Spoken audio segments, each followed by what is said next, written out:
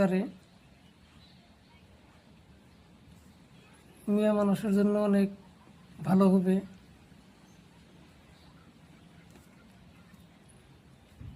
কংগ্রেস সরকারে বলছে মিয়া মানুষে অনেক অনেক টাকা দেবে, তা আপনারা শুনেন কি বলছে, আর বেশি বেশি করে শেয়ার করবেন যাতে সবাই শুনতে পারে। ভূমিপট্টা প্রদানের ক্ষেত্রতো বিশেষ গুরুত্ব দিব কংগ্রেছে। লখিমপুৰত নিৰ্বাচনী প্ৰচাৰৰ মাজতে নিৰ্বাচনী ইস্তাহাৰ প্ৰকাশ কৰিলে কংগ্ৰেছে, আৰু নিৰ্বাচনী ইস্তাহাৰত এইদৰে 5টাকৈ বৃহৎ প্ৰতিশ্ৰুতি দিছে অসমৰ ৰাইজক। কংগ্ৰেছে কৈছে যদিহে অসমত এইবাৰ কংগ্ৰেছৰ চৰকাৰ আহে তেন্তে এইসমূহ সুবিধা লাভ কৰিব অসমৰ জনতাই। অসমত এইবাৰ কংগ্ৰেছ চৰকাৰ আহিলে প্ৰতিগৰাকী মহিলাক 50,000কৈ টকা দিব। 100 দিনৰ ভিতৰত জুবিন গাৰ্গৰ ন্যায় দিব। চিকিৎসাৰ বাবে 25 লাখকৈ টকা দিব। বৃদ্ধ পেঞ্চন দিব 1,250 টকাকৈ।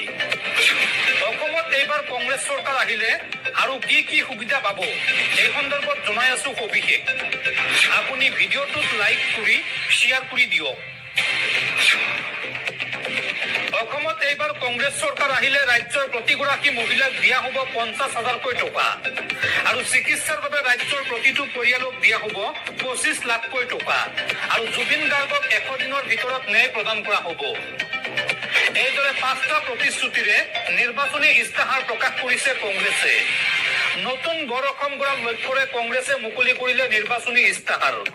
কংগ্ৰেছৰ এই নিৰ্বাচনী ইস্তাহাৰত আৰু কি কি ঘোষণা কৰা হৈছে, কংগ্ৰেছ চৰকাৰ আহিলে অসমৰ জনতাই কি কি সুবিধা লাভ কৰিব চাওঁ আহক।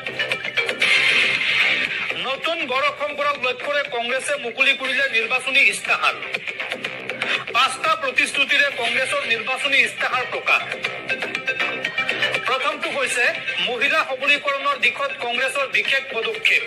মহিলাসকলক লৈ ডাঙৰ পদক্ষেপ হাতত লৈছে কংগ্ৰেছে। অসমত এইবাৰ কংগ্ৰেছ চৰকাৰ আহিলে মহিলাসকলক ব্যৱসায়ৰ বাবে দিয়া হ'ব 50,000কৈ টকাৰ এককালীন সাহায্য।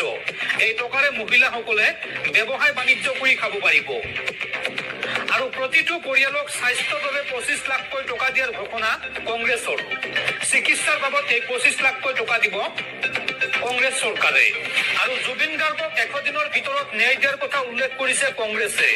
অসমত কংগ্ৰেছ চৰকাৰ শাসনলৈ অহাৰ পিছতে 100 দিনৰ ভিতৰত ন্যায় প্ৰদান কৰা হ'ব প্ৰাণৰ শিল্পী জুবিন গাৰ্গক। এই কথা ঘোষণা কৰিছে কংগ্ৰেছে। আৰু জ্যেষ্ঠ নাগৰিকক পেঞ্চন হিচাপে দিব প্ৰতি মাহে 1,250 টকাকৈ, অৰ্থাৎ